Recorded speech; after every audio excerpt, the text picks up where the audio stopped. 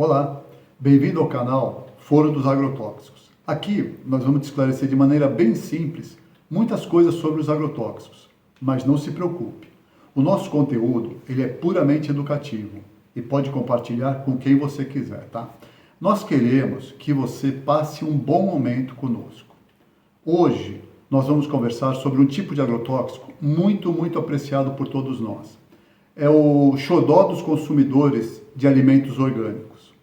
Estou me referindo aos agrotóxicos biológicos, ou agentes biológicos de controle, ou produtos de controle biológico, enfim, são muitas terminologias. Olha, para a gente tentar fazer com que esse momento não seja enfadonho, porque a gente vai usar muito o termo bactéria, vírus e outras coisas, então eu vou tentar fazer sempre assim de uma forma mais compacta, mais objetivo, para ter um melhor aproveitamento desses poucos minutos que a gente vai estar junto, tá bom? Vamos lá então. É sempre bom a gente enfatizar que de uns tempos para cá o agrotóxico biológico ele está presente nas grandes culturas, né? Vou falar uns dados que é bem legal, para a gente ilustrar a nossa conversa, né?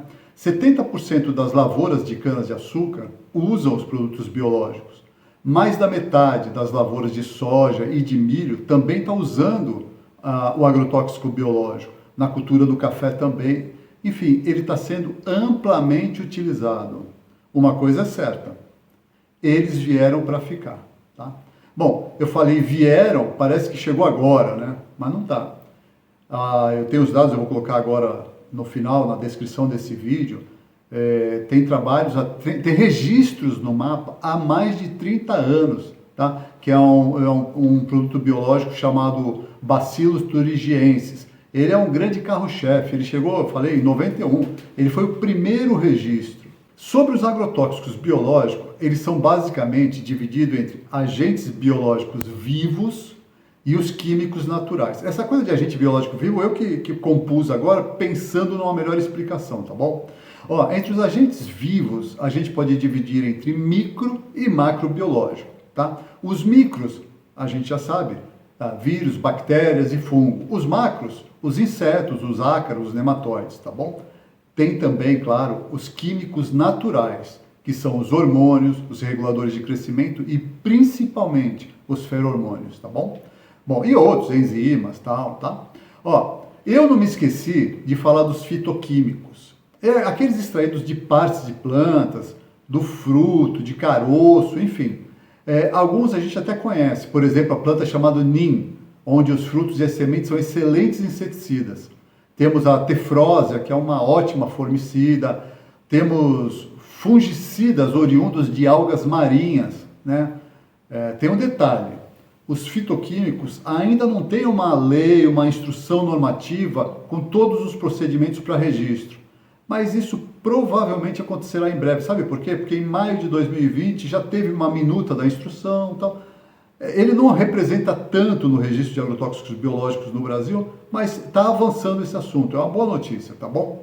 Agora que a gente já sabe quais são os agrotóxicos biológicos, vamos conhecer os 3 mecanismos básicos de ação. São básicos. É claro que se a gente for pensar em todos os mecanismos, são amplos, mas vamos falar dos 3 principais, tá? O primeiro é a patogenicidade. O nome é chato, ficar doente. Tá? O primeiro, então, esse organismo, esse vírus, essa bactéria, esse fungo, deixa o alvo doente, tá bom? É uma característica desses agrotóxicos microbiológicos. A primeira imagem que nós estamos colocando agora é um exemplo ótimo de patogenicidade, né? A lagarta, ela come uma folha da planta de soja que foi aplicado um determinado baculovírus e em alguns dias a lagarta morre e se torna um foco viral na própria lavoura, tá? E contaminará as outras lagartas, tá? Essa foto também podemos ver, essa foto agora, a ação do gênero baculovírus para a lagarta do milho. Eles infectam o hospedeiro por ingestão, tá? E levam até a morte. No caso das lagartas, geralmente se usa um baculovírus, tá bom? Se usam bacilos, tá? Bom, o outro modo de ação são os macrobiológicos, que é o parasitismo. Na foto a gente pode ver a vespinha da cotésia. A cotésia é o nome dessa vespinha, né? Parasitando a broca da cana. Nessa foto, a gente pode ver a microvespinha parasitando os ovos do percevejo, tá? Então, já falei do parasitismo, já falamos da patogenicidade. Vamos para o último método, o último modo de ação deles, que é a predação. Tá? Predação é quase como se fosse comer diretamente o outro, um produto biológico, né, um agente biológico, comendo outro agente biológico. Tá? É a predação, então, nesse caso. Na foto, a gente pode ver o percevejo comendo a trips. Tem nessa daí também, que é bem popular, é mais popular, a joaninha comendo o pulgão. Tá? Eu falei que a gente ia falar dos hormônios, dos feromônios depois. E aqui estamos nós, né? Os feromônios são substâncias químicas, ou melhor, sinais químicos produzidos por uma determinada espécie de inseto. Eles representam hoje, diria, alguma coisa em torno de 10% de todos os agrotóxicos biológicos registrados no Brasil. Eles são utilizados principalmente nas armadilhas. Agora você está vendo aqui na tela uma armadilha do modelo Delta. Essas armadilhas são geralmente para o monitoramento de pragas, tá? Mas existem armadilhas que com feromônio que tem a finalidade de monitorar e ao mesmo tempo fazer grandes coletas das pragas, tá? Existe o feromônio também de confusão sexual ou de interrupção do acasalamento, né? Onde várias armadilhas são espalhadas, são colocadas em diversos pontos da lavoura, né? E a substância química exalada, um gás, né? Ela tem como objetivo confundir o macho e impedir a copulação com a fêmea. Tá? Tem o feromônio de alarme, o feromônio de trilha, aquele que a formiguinha faz, que a gente pode acompanhar também todos os dias quando tem um formigueiro. Tem os ataques, os feromônios de ataques também, né? Enfim, os feromônios são excelentes ferramentas de monitoramento nas pragas da lavoura. É usado há muito tempo. A fruticultura já usou muito. O bicudo, quando chegou no Brasil, foi muito monitorado através das armadilhas e através do feromônio, tá bom? É um ótimo instrumento que sempre está sendo cada vez mais utilizado, até nas grandes culturas. Hoje em dia se usa muito no milho, na soja, tá? Vamos lá. Para a gente usar um agente biológico de controle de pragas e doenças, nós precisamos saber se existem riscos. Aí você me pergunta, risco para quem? Olha, risco para os animais, para os humanos, para as plantas e para o meio ambiente. Esses riscos são classificados em 4 classes, tá?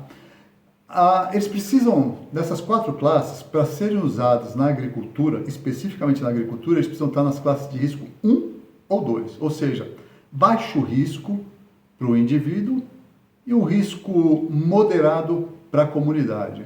Eu diria que, como exemplo, o lactobacillus, a rubéola seria o nível 2 de risco, que seria um risco limitado para a comunidade, tá? Nos riscos 3 e 4, eles apresentam alto risco individual e também alto risco para a comunidade. Eu estou falando dessas classes de risco porque já já nós vamos entrar num assunto on-farm, onde o ser humano está mexendo com os biológicos em locais bem despreparados tecnicamente, desprovidos de material de segurança de um laboratório, é isso. Acho que fica mais claro assim, tá? Existe um mercado em ascensão que são chamados de on-farm. A origem do termo é inglesa, né? Na tradução literal, on significa dentro e farm significa fazenda. Seria produção de agentes biológicos dentro da fazenda, a grosso modo. O ideal é que essa produção, essa multiplicação desses micro-organismos, ele ocorra com um material biológico de alta pureza. Quando a multiplicação desses organismos ocorre em condições precárias, favorece muito a contaminação por organismos prejudiciais à saúde, como, por exemplo, coliformes, salmonelas, entre outros, tá? Existem algumas propriedades rurais com bons laboratórios, isso é indubitável, mas existem locais ainda bem precários, tá? Onde o bioreator, esses baldes, esse local onde é feita a mistura, né? O meio de cultura, né? Que é a fonte de alimentação, e as instalações em geral, elas necessitam de muito equipamento de segurança. Eu estou mencionando isso porque o decreto que regulamenta os agrotóxicos acrescentou um parágrafo que permite que o agricultor multiplique para uso próprio. Um parágrafo, dentro de toda uma legislação. Por isso que nós temos que aguardar vir uma regulamentação sobre o uso on-farm, ou seja, dentro da própria fazenda. Tá? É isso. O que eu mais gostaria de frisar hoje é que a gente prestasse bastante atenção em dois momentos. Um é que está indo muito bem, os agrotóxicos biológicos estão avançando no Brasil. A promessa para essa safra de 2023 é que se use em mais de 70% da média geral das grandes lavouras. Tá? E a outra é de multiplicar dentro da propriedade rural os próprios microbiológicos. Ainda nós temos que tomar bastante cuidado com isso, para que não haja contaminação no próprio ser humano e no alimento que vai ser consumido, tá bom? Deixa eu falar agora rapidamente do próximo episódio. No próximo episódio, nós vamos desvendar um mistério. Um mistério. Vocês lembram daquelas notícias que estavam assim sempre na mídia? Pimentão envenenado, alface com excesso de agrotóxico, alface com agrotóxico proibido, berinjela com agrotóxico proibido, todos esses alimentos, moranguinho contaminado com agrotóxico. Vocês lembram disso? Vocês repararam que ele deu uma sumida, né? É sobre esse assunto que eu gostaria de discutir no próximo episódio. Vocês vão entender que com uma pequena mudança na legislação brasileira, nós deixamos de veicular esse tipo de notícia, tá bom? Elas ficaram até escassas agora. O assunto hoje que mais pega são as águas. Depois a gente vai debater isso mais para frente, tá bom? Bom, vamos lá. Eu te aguardo no próximo episódio. Eu quero estar com você aqui para que a gente possa bater um bom papo e melhorar o nosso conhecimento sobre o agrotóxico na sociedade moderna. Até lá!